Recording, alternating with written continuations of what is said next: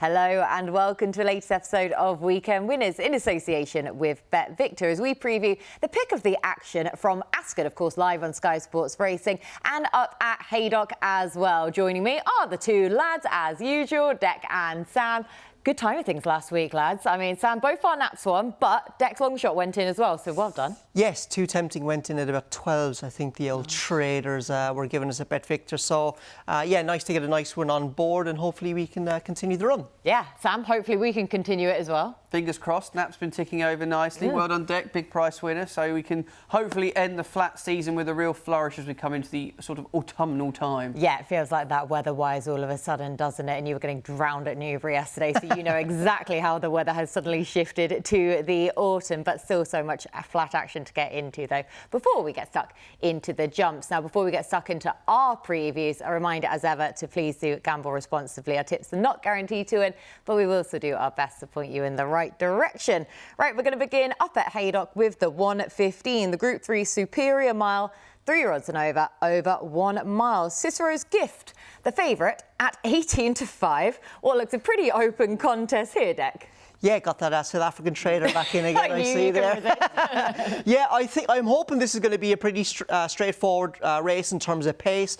I think the three at the bottom, Clove Hitch, Sparks Fly and Prague, they will all go forward. And Sparks Fly, as her name suggests, is a little bit flighty and she likes to get on with things. So I suspect she'll be gunning out. And I'm hoping it's actually with the horse at the, I was going to say the bottom of the weights, the bottom of the graphic in terms of prices. Prague will get a good lead off her and go on to win. Look, genuinely, this is a really open race. Any of the 7 in here could win it. But I like Prague.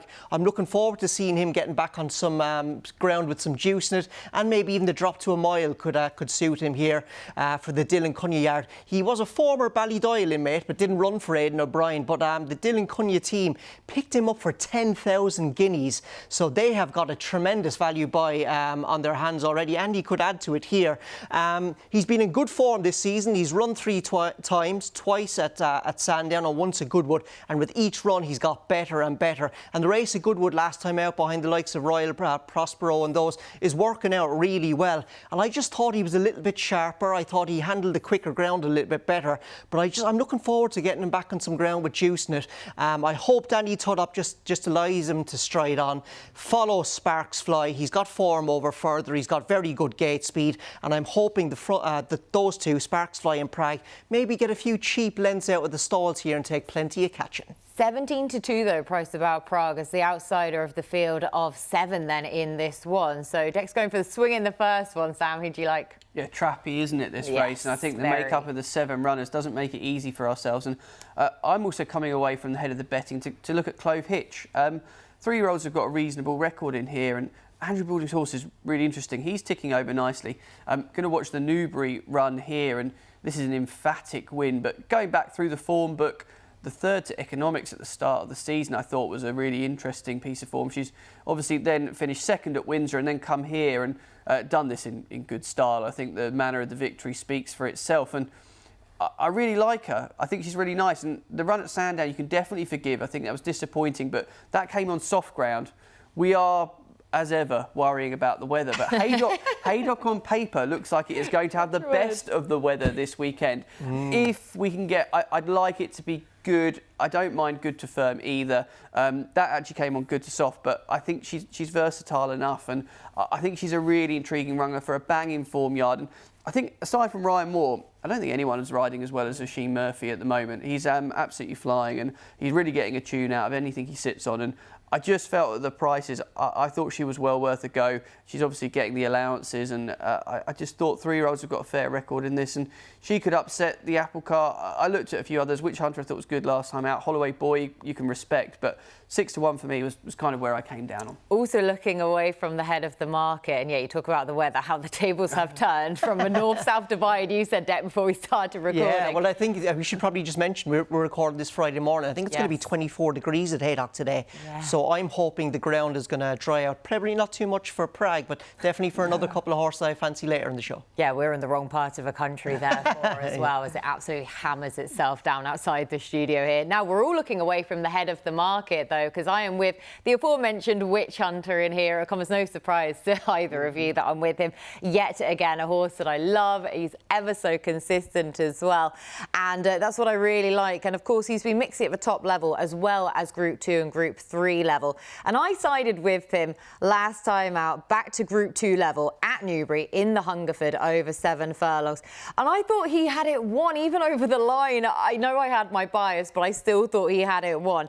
Just to be beaten by the most narrow of margins by Tiber Flow in a race that Witch Hunter had won the season prior, as you're just going to see coming across the line. Tiber Flow probably just stole that first run then on him, but he ran an absolute blinder to get right back up all the way to the line. So the setback up to a mile won't inconvenience him. I guess one of the questions he has to answer is, can he back it up though?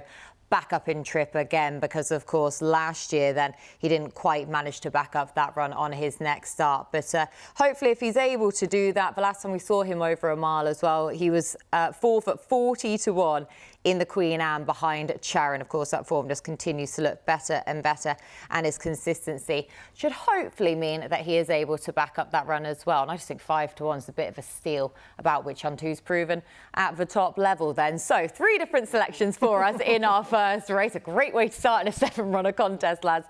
Do let us know in the comment section below who you are siding with. Now we're going to move over to the 225 at Haydock, the Old Borough Cup Handicap, a Heritage Handicap. 0-105 contest, 3-year-olds and over 1 mile 6. Now, Epic Poet at 4-1 is heading the way in this one. So again, pretty open contest, but Dec, you like one in this quite confidently. Yes, I hope so. I think this is a tricky race to have a bet in here. We've got a couple of horses at the top of the handicap, like Rodzinski, coming back off lengthy breaks, but they're classy sorts, and if they've trained well into the race, they could go well at a very big price. Then at the head of the market, Epic Poet, you could maybe argue, is maybe a little bit happier over 12 furlongs. Divine Comedy has been in great order this season. I'm really a big fan of her, but is she better over further? So it's a tricky race, but I was with One for the Gutter. I didn't quite understand why he was 8-1 and Epic Poet was 4-1, given he finished ahead of him in the Ebor last time out. Now, I know the race did fall a little bit better for One for the Gutter, and now he's £1 worse off, but I tell you what, he looked in some order that day. Now, this is him in the Racing League earlier in the season at Yarmouth, but just going back to the Ebor, like, he really did look like he was in great form. He was probably in too good a form, because he really tanked with Joe Fanning. Joe actually had to get him settled. He lost a good position and fell back through the field. And then, still travelling to 2 out, he looked like he was going to win. And understandably, given how strongly he travelled, he just petered out late. But we've got the great Ryan Moore on, with no disrespect to Joe Fanning, but we've got a jockey upgrade there. Ryan is just in great order, and I hope Ryan maybe could sit a little bit forward on him compared to Epic Poet in a race that won't be as strongly run. I like him. I just didn't get why he was such a big price compared to Epic Poet. So I'm with One for the Gutter for the Ian Williams team, who had a fantastic August, and they've started September well as well. They really have done. 8-1 about One for the Gutter, and you're just seeing there in that beauty about him being stuck in behind traffic as well. Yeah. Could have done better than third in that Racing League contest, couldn't he? Sam, who do you like? Well, it pains me to say, but Declan's bang on the money here. 2 for the Gutter. We're teaming up. 2 for the Gutter. We spend most Friday nights, Declan. I really like this horse. Ian Williams has got a good record in the race as well. He's won it a couple of times previously. Ryan Moore booked. There's a lot to like. I was a little bit surprised, Dec. I thought only going up £1 for that Ebor effort, I thought it was pretty fair of the handicapper. And seemingly, if we get that drying ground, and that's what we're expecting at Haydock, touch wood, if the weather forecast is right, good to firms, no issue for this horse. If it ends up a tiny bit softer than that, no problems either way. So there was so much to like. I just felt at the prices, you'd be really struggling to kick this horse out the frame if he gets a fair run in the race. I thought around the 13-2 mark was pretty fair. So yeah, I came up to a similar conclusion to Declan that horse for me was the one I'd wanted to keep on side at this stage. A bit of agreement then between you two. I know how well that has fared us in recent weeks. I'll leave those two in the gutter though, happily, because I'm starting with a horse that's actually in the bar right now. An each way play then for me. Dear old Yukon Glen. He is now an 11-year-old. But again, softie. I know, but it's a price play as much as anything else then for me in this. And of course, he ran in this race last year and in 2022, winning it in 2020. He's returning for another try at the grand old age of 11 here, but I don't think that there's much reason why he can't be giving his best running in this. Now, admittedly, he didn't run any sort of race in this contest last year, but that came on the back of a really good run in the Ebor prior, which probably just took its toll. Rather than last time out, another fair run at York over a mile 4, disadvantaged that day by being ridden off for the pace. And he's been posting higher RPRs than his official rating this year as well. So we know he's well treated. But also in this race in 2022, he finished 3 lengths third off of a £13 higher mark. He won it in 2020 off of a £9 higher mark. If there's a decent pace to go at, that will only suit him further, as we know. So Yukon Glen, I didn't think at a big price he was just worth a few quid. Happy days. Can I be cheeky and just mention another horse as well? You may. The reason I sided with one for the gutter, obviously, because we know he's in good form, but I'd be interested in a little market move around, if not now, for the Rafe Beckett team. He's dropped a few pounds in the handicap and he's unexposed over a trip like this. He's not really bred to get it, but his striding analysis says it's worth a go. And the Linkfield contest that he ran in at the start of the season has worked out. So just keep an eye on that. If not now, he could be one to watch it in the market for the Beckett team. Currently 12-1 at the time of recording, so do just watch out for that. Seeing as you asked so nicely, you made a very good case as well. You were allowed that. So slight disagreement there, but the lads are in agreement with one for the gutter. Again, do let us know in the comments section below who you fancy for that really competitive handicap. Now, before we move on to our next race, a reminder to subscribe to the YouTube channel so you never miss an episode of Weekend Winners. Now we're going to move on to the feature race of the weekend up at Haydock for 3:35, the Group 1 BetVictor Sprint Cup, 3-year-olds and over 6 furlongs. A fascinating race this time round. Inisherin, now of course our top two at the head of the market, both in the Sheikh Mohammed Obeid colours. 7-2 Inisherin, elite status at 5-1. So the market has been able to split then, Sam, but have you? Yeah, both got very reasonable chances here, haven't they? Personally, if I was having a match bet between them and getting the difference in the price, I'd be with elite status at those two prices. But it's actually another 3-year-old I like in here that I think is just overpriced. And Becchino Fiorte was very unfortunate to miss the Commonwealth Cup at Ascot. Reappeared this season really nicely when winning. And the 2-year-old season, when we go back here, this is the Coventry run. I think ends up third this day, in front of the likes of Hartham, who has obviously achieved plenty since. And you go back through his form last year, he was clearly quite a tough horse because he started off in that first 2-year-old race of the season and then went all the way through with some really nice form to his name, a couple of group wins at decent level. And I kind of just thought to myself that this is a horse that I feel can probably go further. I think it's a shame he's had the issue. I always am a little bit sceptical about backing horses that are coming back from niggles and layoffs. But I thought the quote from Keir Jurakin was quite interesting this week about we will give them additional time if it's needed. The trainer can definitely get one ready. Target trainer, fantastic ability to do that. And the horse is actually top rated in here, I think, of a mark at 120 according to what's on the book. So 12-1 just seems a price that I'm happy to chance taking. You can play it each way. Maybe some people would view it more as a bit of a win or bust. I respect the two at the top of the betting. The only thing I would say with this kind of 6 furlong division, it does always feel a bit like they all seem to take a bit of a turn, maybe. In Inisherin, I felt that when he was beaten the last day, I can't quite always grasp the form book that well. So I'd rather have a bit of a dart at price. I think David Egan would be keen to get another winner in the board in those purple colours. And I just have a real feeling that this is a horse that there could be more to come. I was so impressed as a 2-year-old. Be interested to see how he gets on here. And 3-year-olds, good record in the race. Go back like the likes of G-Force have won it. There was a real purple patch for them.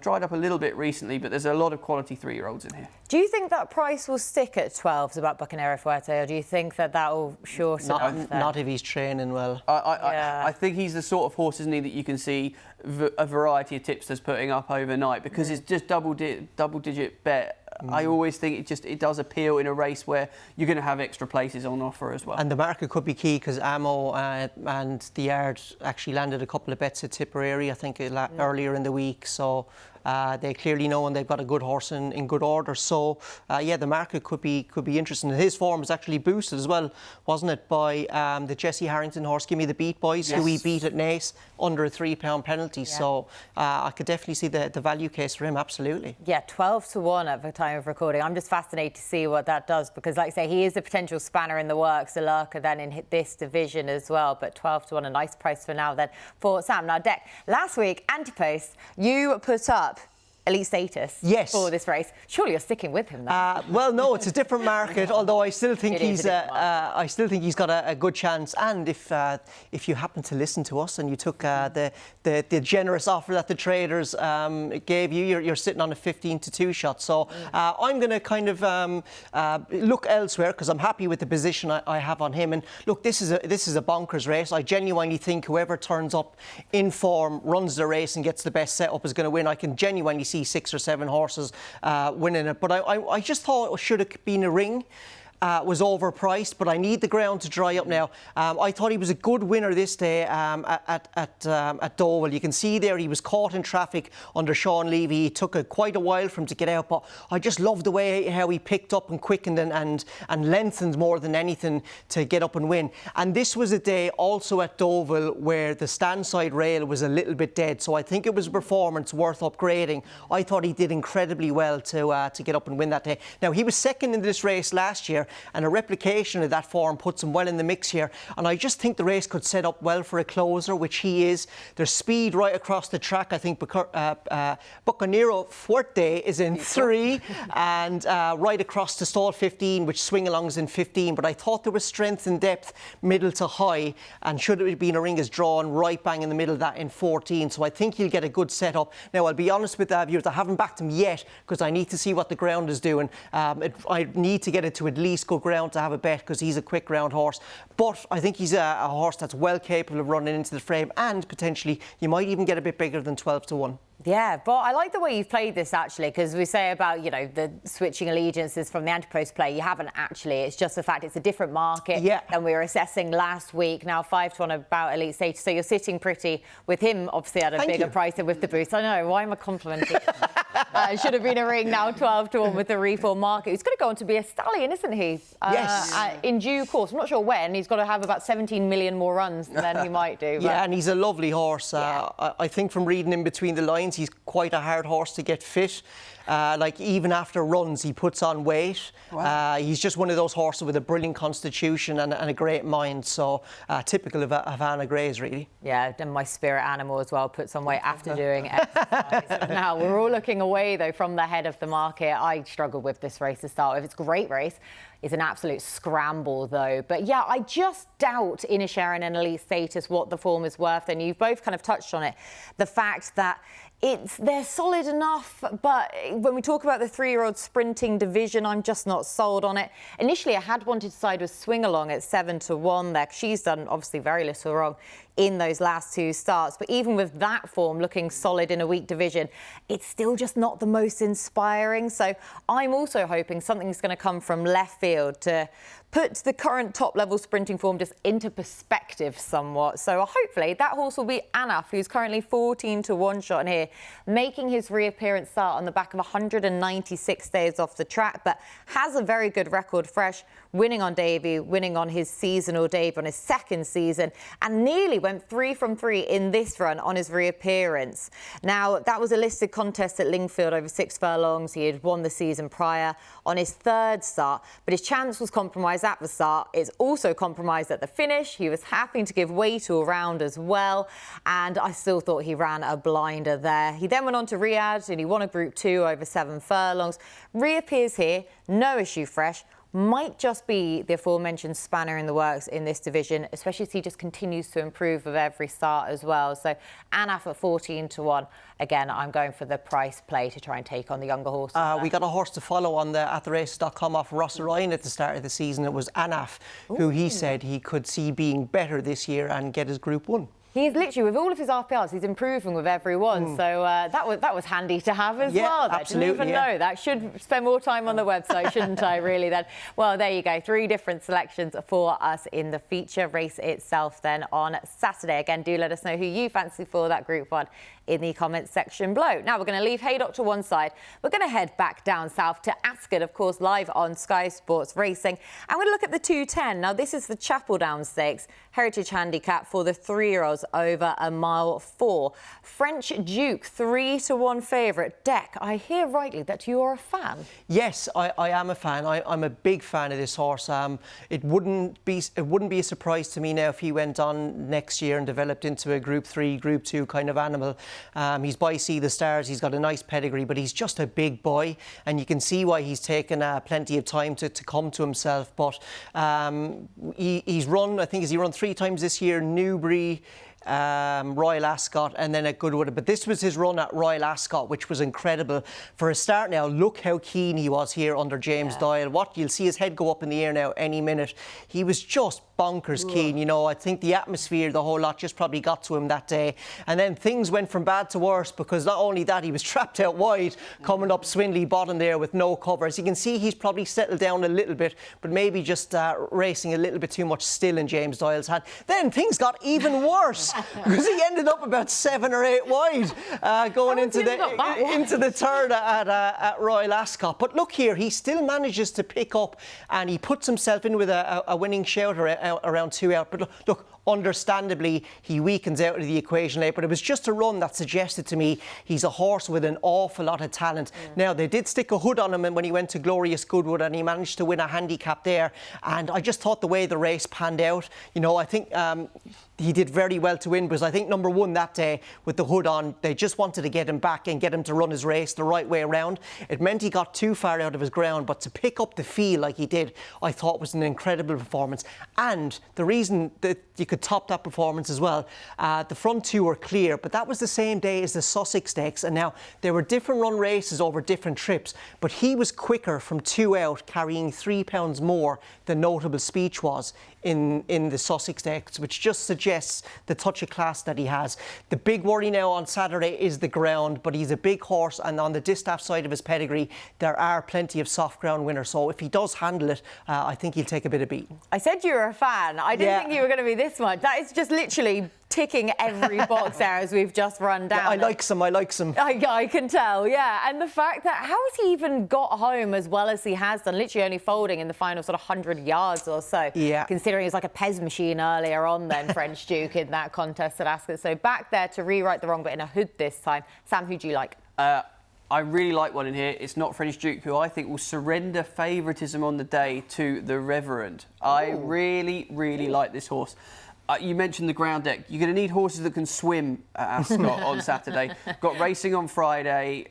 Just drove past the track in absolute biblical weather. It is going to be soft, heavy, call it what you want. You're going to need horses that can go on it. This fella won on debut in ground that I think Connections did suggest that was heavy when he won his debut, and they felt that the ground probably was against him. But since then, he's been proven to run well on heavy ground.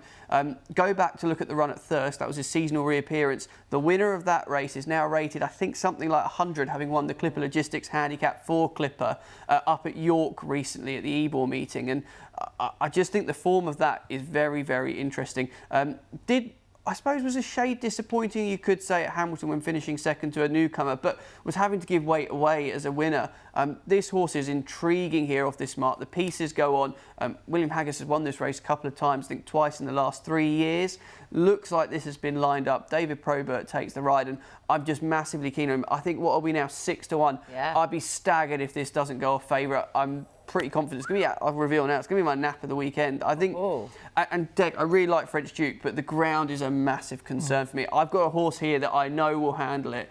I don't need to worry about pages. I've got proof. And I think Kate's got a horse who knows how to handle it as well. who doesn't handle it as well. Oh no, he definitely does. My selection here in Goodwood Odyssey. But yeah, I mean, the Reverend, though, 6-1, that is some bold shout then for Sam that he's going to go off favourite and depose Dec's selection then French Duke. But yeah, I'm with Goodwood Odyssey here. So the three of us going for three different selections at the head of the market. Again, don't tell us that we don't help you out in these things. 4-1 then for Goodwood Odyssey. But whatever the weather does truly at Ascot, it won't bother him whatsoever, though. Interesting, of course, with the headgear switch that we've got between Goodwood Odyssey and French Duke then, because they've got polar opposite headgear switches.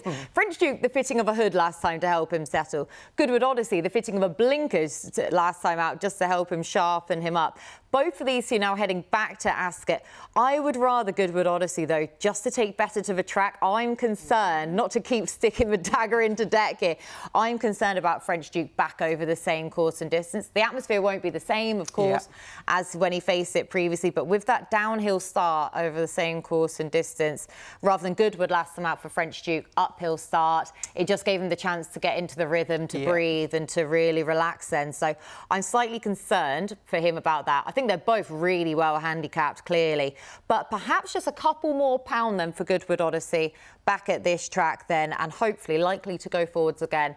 Good attitude to boot, fine over this trip. And for all that he's got this good record on ground that is on the softer side, if it was ever to be that chance that it is on the slightly better side, he has also got good ground form from his penultimate start at Newmarket. So, yeah, Goodwood Odyssey then, 4-1 for me. Dec with French Duke at 3s, and the Reverend then for Sam at currently 6-1, but expecting that to shorten up then. So really looking forward to seeing how the market fares. Right. Let us know again in the comment section who you fancy for the Chapel Down Handicap as we head over to the sofa to give you our best bets for the weekend. Now, the all-important part, our best bets for the weekend. And again, the BetVictor traders will be boosting our naps this week. So, Dec, who are we boosting for you? Yes, my nap this week is going to be Master Builder, who also runs at Haydock on Saturday. Ran last time out in the Melrose Stakes, and he had never encountered anything like that in his life in terms of a massive field and a strong gallop. And I just thought how he adapted was a real sign of his class. You know, I think this is obviously an easier race. William Buick is going to take the ride now for the informed David Menissier team, and softer ground is definitely going to help his cause. If that run last time out hasn't left a mark, I think he will go very close. And then Ferris over at Kempton. I'm going all around the country here this weekend for the Jack Channon team. Now, this fella is unexposed on the all-weather. He's run 3 times, but he's got form figures of 2-1-1, including a course and distance win. He's an official rating of 95. I still think that is very fair. And back on the surface, he clearly thrives and I think will go well. And the long shot, we've already touched on the show this week. It should have been a ring. I will be brutally honest with everyone. I haven't backed this horse yet because I need to see the ground dry up. But he was second in the race last year. I think the race sets up really well for him in terms of in pace. And in a race that could have a little bit of a pace collapse, I suspect he'll be running home stronger than many if the ground dries up. But do wait, though, for the ground, yes. Though. And, yeah, like you say, being very transparent about that. I've got trust issues with everyone. Clerks of the course, the government, bookies, you name it. Weather apps. Weather apps, yeah. We're delving into a whole other topic now. We're going to have some sort of intervention now and just sit him actually down on this sofa and discuss all of Dec's trust issues one day. But after your long shot went in last week, then should have been a ring. 12-1 then for this. But again, trying to be transparent, though, the fact that waiting on the ground then for should have been a ring. NAF is being boosted as well then, Sam, so we're going to have those on the website and QR code then in screen as well for those naps. Yeah, make sure you take advantage of it. Obviously, we've all between us been in quite nice form with those, and you might see a few different things on the boosted site through the coming weeks, might even treble them up if they're all short enough, that sort of thing. So keep your eyes peeled for the boosted pages. Nice. Should we move on to my nap? Yes. Now, given I said earlier on in the show that I think the Reverend is, going to go off favourite and is currently 6-1. I've got to make him my nap, haven't I? Like, from a price perspective, seems a big price for a nap, but I really like his chances here. Will handle the ground. Looking back through that form, I just can't get away from the fact that the horse he finished second to on seasonal reappearance is now rated 100. Cheek pieces are going on. William Haggis's record in the race is very strong with 2 winners in the last 3 renewals. I think he's well handicapped. I think he's ready to win. I think he'll handle conditions. Next up for me is going to be my next best, which I'm heading to Haydock as well. And this is a really interesting race, this 407, which is a listed race. And I thought Luther's a curious runner for Charlie Fellows here. He's definitely got a chance. He's finished first and second, and the debut win came after dwelling in the stalls, and albeit it was a small field, so perhaps I'm overestimating how impressive that was because the form hasn't stacked up to too much. But next time out at Salisbury, when finishing second in a muddling 3-runner race, there's more to come from this fellow. I really like him by Frankel, and I expect he could go well. And interestingly, has got some nice entries to the back end of the season in the Dewhurst and a couple of other group races. So that was my next best. And finally, my long shot is going to be Beccuno Furote, who I Nicely done, beautifully. Cultural enrichment on this show. I really think if this horse is as good as he was last year, and as you know, as a 3-year-old now, the seasonal returns seem to suggest he was. He's had that niggle. I've got to forgive him that. But the team have given him time. They know how to land one. They know how to get one ready for the day. And I just think this is always a division that throws up a bit of a springer and a double-figure price. You can go each way if you fancy it, or if you're a win-only kind of punter, you know, it's going to be a big price play. You would have really put us away had you have not napped the Reverend. That would have been a massive curveball had you not. But yeah, 6-1 then at the current time of recording. But again, that will be boosted though. Now, my own nap that is going to be boosted is going to be Witch Hunter in the 1:15 at Haydock for Group 3 Superior Mile. Funnily enough, over the mile, and just a horse that I think is grossly ignored in the market, even at 5-1. I thought that he should be vying for favouritism, really, given his consistency, given the fact that he's proven at the top level, and in a very winnable Group 3 contest. He is bang there with the best of them over 7 furlongs and over a mile this season. Performed with more credit with each of his runs as well. Then, so hopefully this will be the opportunity for him to get his head in front, and that Richard Hannon believes that this is the race that he is able to do that in. Next best bet then is going to be Anaf in the Sprint Cup. He could well be the spanner in the works then in this division, which is what I was looking for. Bucanero Fuerte could also be that, but I just feel we know a little bit more so of where we are with Anaf rather than Bucanero Fuerte, for all that they're both coming here on the back of breaks. But Anaf at least is really well proven, fresh, and he has a nice high draw to boot in stall 12. And you can Glen then at 16-1, the long shot in the Old Borough Cup, and winning this race off of a £9 higher mark in 2020. Didn't run in it in 2021. Third in 2022 off £13 higher. No, he didn't run any sort of race in it last year though, but we know why, because he came there on the back of a big run prior to that. So I just don't think he can be ignored at a big price. Right, that's everything from us on this week's show. Do let us know, again, your own best bets in the comments section below. And just a reminder that my nap is also going to be boosted, so do head to the special micro site, then take advantage of that, or to use the QR code. But a big thank you to the lads for all of their hard work, as per usual. Big thank you to you at home for watching. Best of luck with your own bets this weekend. We'll be back at the same time next week to preview the pick of the action, including with St. Ledger at Doncaster.